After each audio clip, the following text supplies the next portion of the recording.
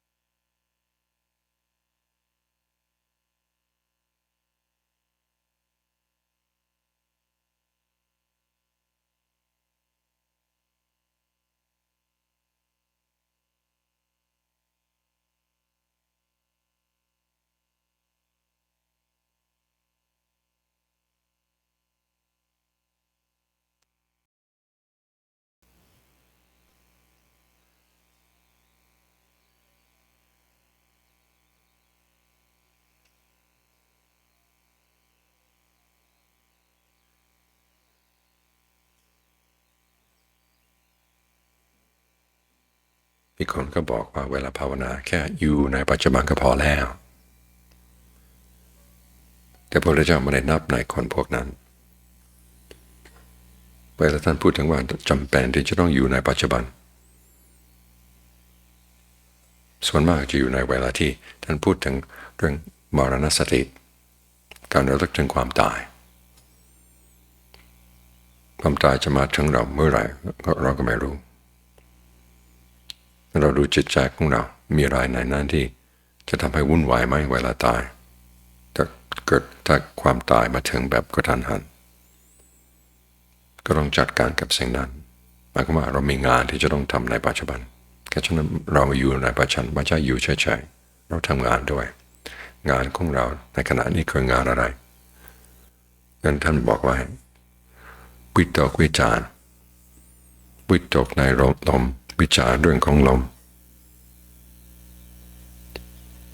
ให้วิตกวิจารของเราทำงานที่เป็นชิ้นเป็นอันบางคนก็เข้าใจว่าท่านพูดถึงองค์ของฌานมีวิตกวิจารเพราะฉะนั้นเราต้องเริ่มวิตกเริ่มวิจารที่จริงเราก็วิตกวิจารอยู่ทุกเวลาอยู่แล้ววิตกวิจารที่ท่านเรียกว่าเป็นวาจีสังขารการปรุงคำพูดอยู่ในจิตใจของเราซึ่งเราทำอยู่ตลอดเวลาวันยังค่ำ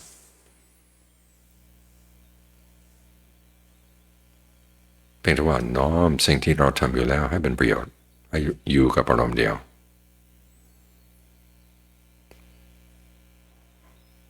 เมื่อเราทำงานแบบนี้ถูกต้องแล้วความสุขก็จะเกิดขึ้นปิติก็จะเกิดขึ้นความเป็นหนึ่งก็จะเกิดขึ้นในจิตใจของเรา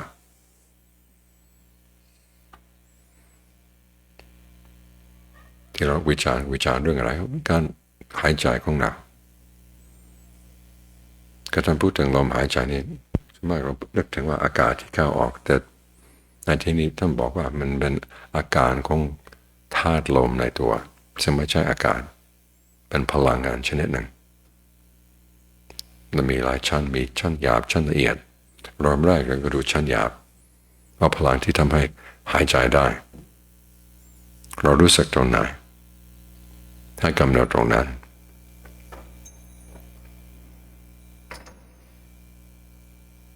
ถ้าประคองตรงนั้นได้แล้วก็ถามลมนี่สบายไหมถ้าเราไม่แน่ใจเราก็ทดลองแบบเล่นกับลมหลายอย่างลมยาวลมสั้นเข้ายาวออกสั้นเข้าสั้นออกยาวลึกตื้นเร็วช้าหยาบละเอียดอย่างไรเป็นที่สบายของเราต้องเอาแบบนั้นโดยสำนึกอยู่เสมอว่าหายใจแบบไหนอาจจะสะดวกสักระยะหนึ่งแล้วอยู่ไปก็ต้องเปลี่ยนก็ต้องดูอาการในร่างกายของเรามันต้องการอะไรจะมีข้อสังเกตเวลาหายใจเข้าอย่าให้มันเครียดหายใจออกอย่าบีบมันออกไปให้มันออกของมันเองเราไม่ต้องไปช่วยมัน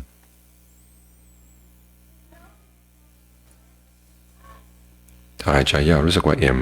ก็นึกถึงว่าความเอ็นนั้นยังรักษาตัวได้ขณะที่ลมหายใจออกก็ยังอิ่มอยู่นั่นนี่เรียกว่าบริหารความสุขของเราคือความสุขนี่ส่วนมากไปได้แล้วเราแช่อยู่ในความสุขแต่ท่านบอกว่าจงรู้จักใช้ในความเป็นกลางของทางสายกลางก็อยู่ตรงนี้ก็ทุกข์กับสุขนี่เรารู้จักใช้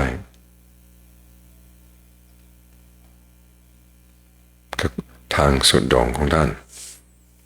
การที่จะบังคับร่างกายให้รับทุกเวทนาอย่างแสนสาหัสท่านไม่ใช่ทางนี่อยู่กับการมาสุขมันก็ไม่ใช่ทางแต่ทางสายกลางไม่ได้หมายความว่าอยู่เฉยๆไม่สุขไม่ทุกข์ทางของข้ามองค์หนึ่งของทางสายกลางนี่ก็สัมมาสมาธิมีวิตกวิจารมีสุขมีปิติแต่มันสุขอีกชนิดหนึ่งไม่ใช่สุขทางกามมันสุขทางรูปก็ความรู้สึกภายในร่างกายของเราธาตุต่างๆในร่างกายเราเอามาใช้แต่เริ่มแรกก่อนที่จะใช้ก็ให้รู้จักแต่งถ้ามันเป็นขึ้นมาแล้วพอเป็นขึ้นมาแล้วก็ต้องรักษา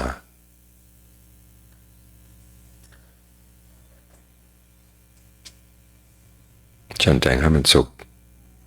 ลมหายใจเข้าก็สุขออกก็สุขจากนั้นก็นึกถึงธาตุลมในส่วนต่างๆของร่างกายว่ามันแล่นได้จะเอาธาตุดินมาบังหรือเป็นอุปสรรคให้คิดว่าลมมันมาก่อนก็ความรู้สึกของเราที่มีอยู่ในร่างกายธาตุลมมาก่อนส่วนดินน้ำไฟนั้นมาทีหลังถ้าไม่มีธาตุลมก็จะไม่รู้สึกถึงน้ำดินไฟเลยเพราะฉะนั้นอย่าไปคิดว่าถ้าดินมาก่อนแล้วก็ลมบีบบังคับให้ลมผ่านธาตุดินไม่ใช่ลมมาก่อนเพราะฉะนั้นมันแล่นที่ไหนก็แล่นได้รักษาไว้บางคนก็ว่าพระพุทธเจ้าไม่เห็นพูดถึง การเล่นก็ลมแบบนี้แต่ท่านบอกว่าธาตุลมก็มีอยู่ทั่วตัวนี่เป็นส่วนหนึ่งของธาตุลมอีกอย่างหนึ่งท่านก็บอกว่าพอเกิดปิติกับสุขในการทำสมาธิต้องให้มันแผ่ให้มันทั่วตัวจนไม่มีช่องไหนในร่างกายของเราที่ไม่ใช่เอ็มด้วยสุขกับปิติทีนี้วิธีทำนั้นท่านไม่บอกท่านไม่อธิบายแต่ท่านพ่อเลยเป็นคนที่ศึกษามาบอกว่าถ้าเรารู้จักใช้เรื่องการเล่นลมนี่ก็ทำให้ปิติสุขแผ่ทั่วตัวได้พอมันทั่วตัวแล้วรักษาไว้จิตที่ว่าอะไรต่อไปไม่ต้องไปคุยกับมันเราพูดถึงเราลมดีไหมสบายไหมรักษาได้ไหมมีอะไรเข้ามาแตะต้องไหมมีอะไรเข้ามาทำลายมีไหมก็ส่วนมากจะมีความคิดก็จะก่อขึ้นมาเริ่มแรกก็ก่อนิดหน่อยมันก็เพิ่มนิดนึงไปแล้วก็เพิ่มอีกแล้วไปแล้วก็เพิ่มแล้วก็บอกไม่ได้ตอนในชั้นแรกว่าเป็นเรื่องของร่างกายหรือเรื่องของจิตใจอยู่ในระหว่างกลางแต่ถ้าหากว่ามีสัญญาเข้ามาว่านี่ความคิดเรื่องนั้นเรื่องนี้ก็ไปกับมันเลยนี่ธรรมดาที่นี่เราจะไม่ไปตั้งใจว่าจะไม่ไปไหนเลยเพราะฉะนั้นมีอะไรก็เพิ่มอีกขึ้นนิดนึงก็ให้ลมผ่านจุดนั้น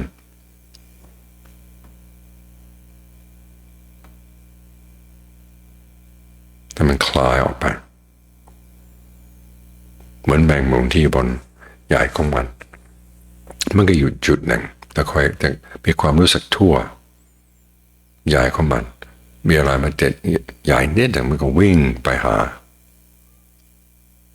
จัดการแล้วก็กลับไปที่เดิมของมันนี่เราก็เช่นเดียวกันพอมีอะไรก็เพิ่มนิดหนึ่งจะเป็นส่วนไหนในร่างกายก็แล้วแต่เราออกจากฐานของเราไปแก้ตรงนั้นถ้าลมมันล่านไปตรงนั้นพอสงบแล้วกลับมาที่เดิมแล้วค่อยดูรอบตัวหมายความว่าใจที่สงบแบบนี้ไม่ใช่แบบสงบแบบแข็งเทื่อเป็นสงบใจที่สงบด้วยสติสัมปชัญญะรู้ตัวตลอดเวลาเราระลึกถึงงานที่จะต้องทำไม่ทิ้งงานเลยนี่งานของเราในปัจจุบันที่จะสร้างจิตใจของเราให้มันมั่นคงขึ้นมาเราก็ทำแบบนี้เพราะอะไรใจที่เป็นสมาธิเป็นฐานที่จะเกิดความรู้ขึ้นมาเกิดปัญญาขึ้นมาอย่างน้อยไม่ให้มีความสุขที่ต่อต้านกับใจที่หิวโหยอยากจะไปหาความสุขภายนอกโดยการวิตกวิจารณ์เรื่องอื่นตราบใดที่ใจของเราต้องวิตกวิจารณ์ก็ให้อยู่ในนี้จนลมรู้สึกว่าเอ็มเต็มไม่มีอะไรที่จะต้องแก้ไขอีกวิตกวิจารณ์ก็สงบลงได้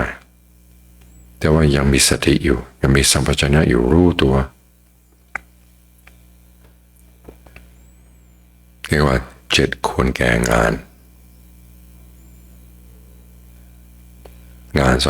ของศาสนางานที่จะแก้กิเลสแต่ก่อนที่จะแก้กิเลสก็ต้องสร้างฐานที่ทำงานได้เพราะฉะนั้นงานในปัจจุบันในขณะนี้ก็สร้างฐานให้มันมั่นคงรักษาไว้ให้ดี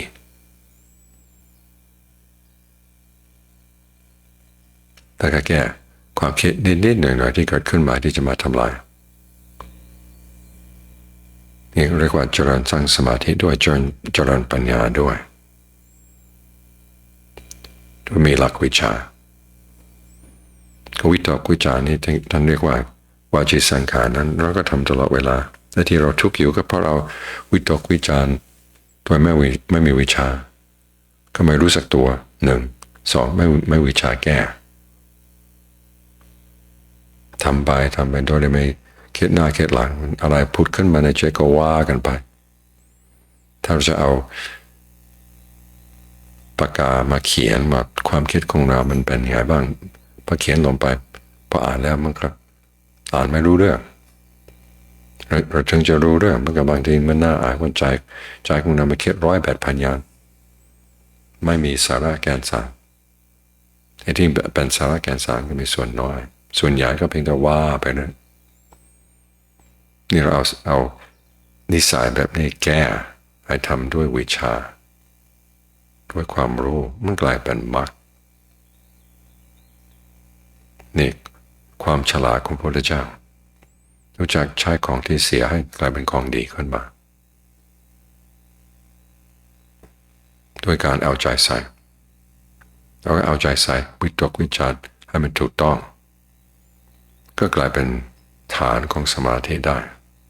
เป็นงานแก้จิตใจของเราได้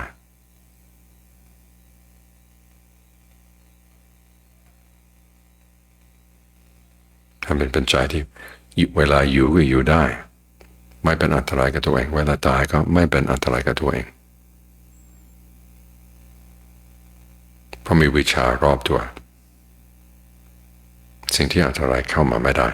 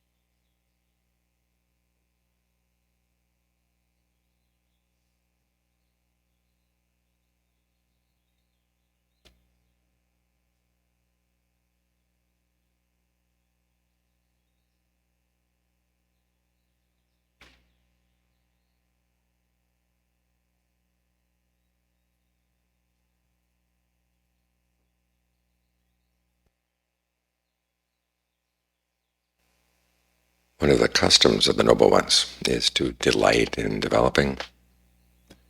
and delight in abandoning. The abandoning is something we'd like to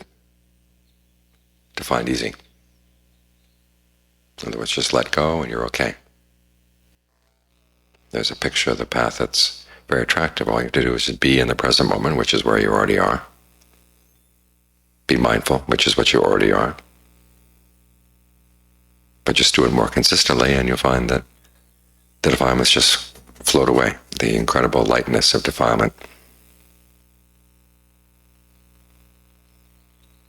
It's a nice picture, but it doesn't really correspond to anything. The Buddha says there are actually 5 steps to letting go. So you're going to let go of a defilement or let go of your attachment to the aggregates. And the first step is seeing the origination of what it is you want to let go of. And that doesn't just mean seeing it arising. You have to see how it arises, what gives rise to it. And if you've had any experience with science, you know that you don't understand causes unless you fiddle around with potential causes. This is what we do as we develop the path. We take these aggregates that we're going to be letting go of, but we first have to make them into a path before we understand them. You focus on the form of the body, the way you feel it from within. Particularly focus on the breath. Breathe in a way that nourishes your sense of the body as you feel it from within. That wakes things up inside, so you begin to get more and more sensitive to what's going on in your arms, in your legs, in your head, in your torso, all around. And you want to do this in a way that gives rise to a feeling of pleasure. So ask yourself, what kind of breathing would feel good right now? You have the choice. Long breathing, short breathing, fast breathing, slow breathing, deep, shallow, heavy, light. You have lots of choices. And developing means to exercise those choices, to find out what's just right. That's the feeling aggregate. perception is the perception of the breath you hold in mind. You can think of the air coming in and out of the lungs, or you can think of the breath as an energy that runs through all the nerves of the body, runs through all the blood vessels, out to every pore.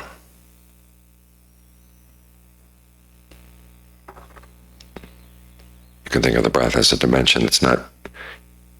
even encased in the solid part of the body. It's one aspect of physicality right here that you could focus on without having to surround it with a sense of the solid body. That's another perception you could hold. There are lots of different perceptions that are possible. And you want to ask yourself, what is the perception that's most conducive for the mind to settle down right now? Then there's fabrication, which in this case is directing your thoughts to the breath and then evaluating it. How's it going? That long breathing, does it really feel good? Or could it use a little adjustment? When you found something that does feel good, how do you maintain it? And as you maintain it, how do you allow it to spread? So the sense of well-being fills the body. That internal conversation is an aspect of fabrication. And then there's consciousness. Your awareness of all these things as it's going on. So there you are, you've got the five aggregates that are creating your sense of the body right here, right now. Your awareness of the body right now. And also turning into a state of right concentration. You want to get good at this. That's the origination part of the very first step of learning how to let go. And then if you see anything unskillful coming up, that's when you want to watch. When it comes, why does it come? When it goes, why does it go? Because you understand causality not only by giving rise to things, but also realizing there are times when you can't give rise to them, or you give rise to them and they fall apart. And so you do your best to get the good things to stay and allow the bad things to go away. All of which is a process of developing.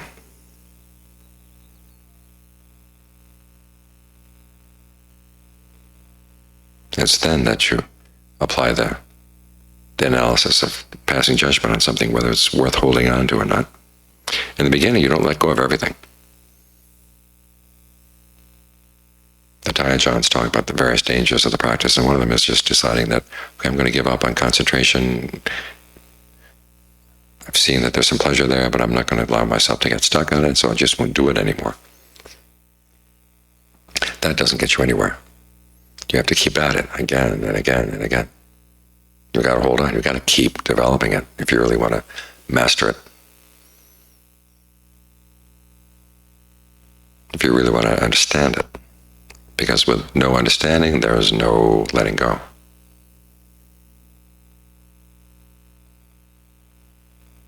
And as you're working on the concentration, you try to let go of other things.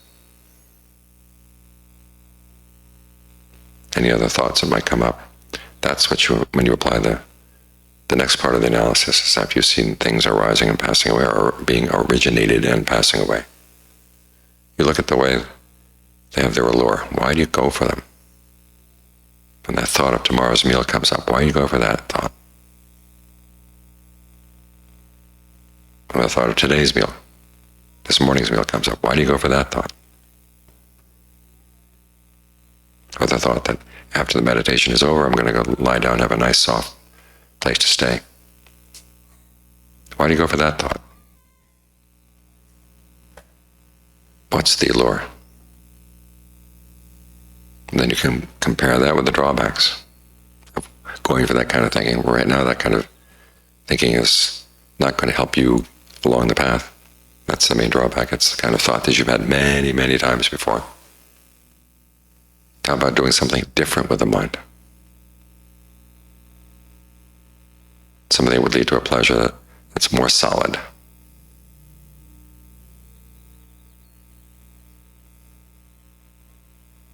And so if you can see the thought that's pulling you away as a fabrication, something that part of the mind is actually creating. then you can apply that analysis to it. Here's the thought. You don't have to create the thought. There may be an initial impulse that comes from your past karma, but that doesn't mean you have to pick up the impulse and run with it. So there you are, seeing the origination. What is it that makes you go for it? And does the thought stay there solidly? You begin to see that it comes and goes, and when you pick it up again, why did you pick it up again? What's the allure? What are the drawbacks of that kind of thinking? It would be easier just not to do that kind of thinking. It's in this way that you find the escape. The letting go comes from dispassion. You've seen that you've had enough of this. The steps the Buddha gives in dispassion, the first one is what he calls nibbida, which means disenchantment. It's the aspect of the mind or the attitude of the mind when you've had a certain kind of food and you've had enough. It loses its appeal. After all, clinging is a kind of feeding. And when you can finally see, oh, this really doesn't have any appeal, then there's dispassion. And because we've been creating these things through our own intentions, through our own fabrications. And what is fabrication based on? It's based on passion and desire. And so we can end the passion. The fabrication stops and then you're freed. That's how you let go. It's not just telling yourself to let go, but it's looking at something carefully enough to see how it arises and why it arises, the extent to which you're implicated in these things coming. It's not just you're sitting there watching a TV show that's been totally designed for you.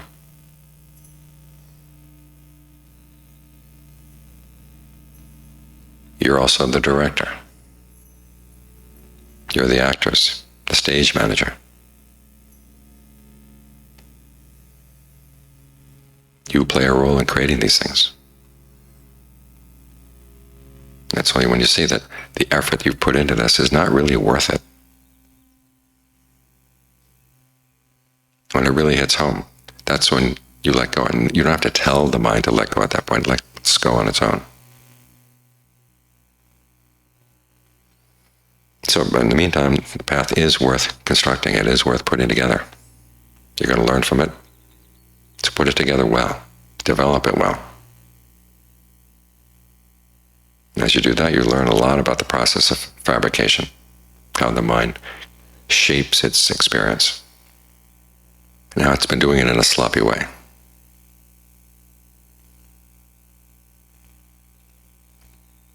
So the developing is the matter of learning how to fabricate your experience with skill. And with the skill then comes even greater mastery. When you say, well, this is as far as fabrication can go, what's better than this?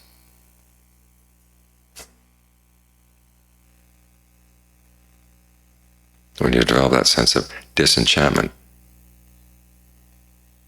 through comparing the allure and the drawbacks, that's when that something better appears.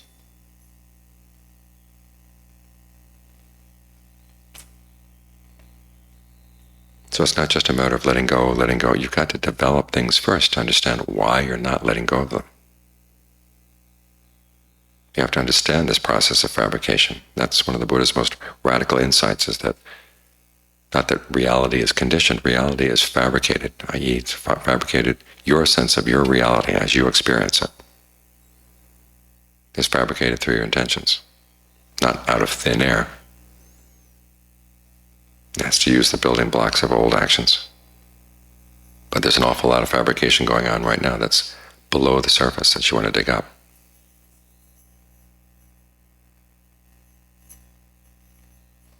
You can't just let go of the results of fabrication as they come up. You have to let go of the process itself, and so to let go of that process, you have to dig down deep inside to see, where is this process happening?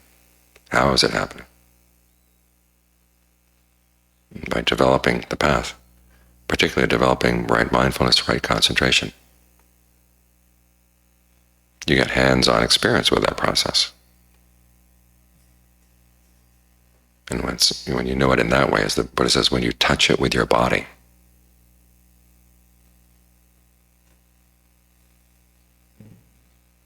when you see it with your body, In other words, it's an experience right here, right now, in your embodied experience. That's when you can see through it and let it go.